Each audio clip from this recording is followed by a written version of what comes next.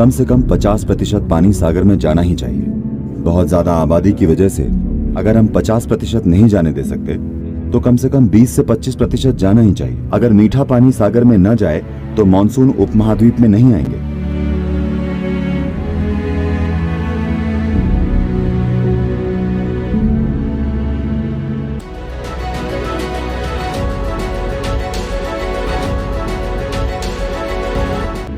ये विचार कि नदी का सागर में जाना बर्बादी है, यह एक मूर्खतापूर्ण विचार है।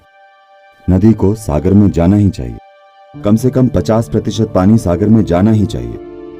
बहुत ज्यादा आबादी की वजह से अगर हम 50% नहीं जाने दे सकते तो कम से कम 20 से 25% जाना ही चाहिए।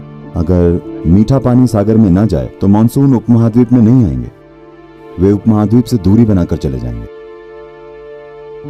यह सब पूरी तरह स्थापित है, ये कोई रॉकेट साइंस नहीं है, ये प्रकृति के सरल तथ्य हैं।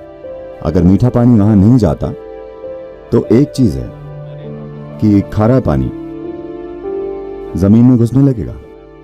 भारतीय उपमहाद्वीप में बहुत आसानी से 100 से 130 किलोमीटर तक के निचले तल में खारा पानी घुस सकता है। यह पहले ही ट्यूटिकोरिन में हो चुका है। यह कम से कम 50 किलोमीटर तक अंदर घुस चुका है। गुजरात में हर साल वे 500 वर्ग किलोमीटर जमीन खो रहे हैं क्योंकि खारा पानी धीरे धीरे जमीन में घुस रहा है। जब मीठा पानी वहां नहीं पहुंचेगा, खारा पानी अंदर घुस जाएगा।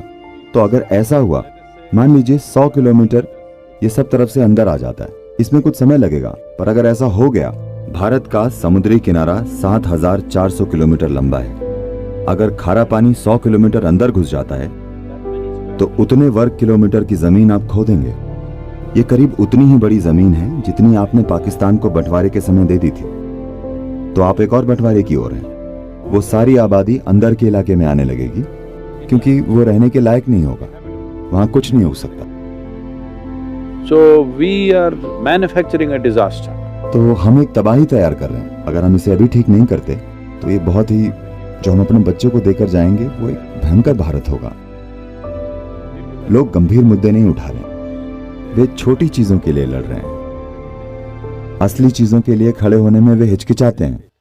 अब ये कावेरी कॉलिंग सभी के लिए एक परीक्षा है। मैं देखना चाहता हूं देश के 140 करोड़ लोग,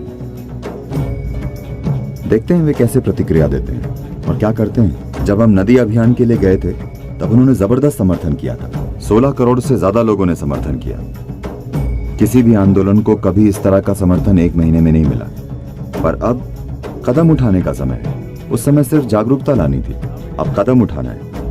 इसीलिए इसे कहा गया है कावेरी पुकारे, अभी कदम उठाएं। तो मैं देखता हूं एक मजदूर भी, मैं कह रहा हूं एक भिखारी भी एक पेड़ लगा सकता है ना? तो ये संभव नहीं है। एक भिखारी भी एक पेड़ लगा सकता है 42 रुपए देकर, या वो खुद लगा सकता है, उसे पैसे देने की जरूरत नहीं है। तो देखते हैं कि लोग किस तरह से समर्थन करते हैं। इससे हमारी प्रतिबद्धता पता चलती है। देखिए, अपने बच्चों के मुंह में चॉकलेट डालना प्रेम नहीं है। आप अपने बच्चों के लिए किस तरह का देश छोड़कर जाते हैं, यही भविष्य की पीढ़ियों के प्रति आपका प्रेम है कि नहीं? अगर आपको अगली पीढ़ी की परवाह है तो सबसे महत्वपूर्ण चीज यह है कि आप अच्छी मिट्टी छोड़कर जाएं। अच्छी मिट्टी के बिना देश कहां है? मैं पूछ रहा हूं।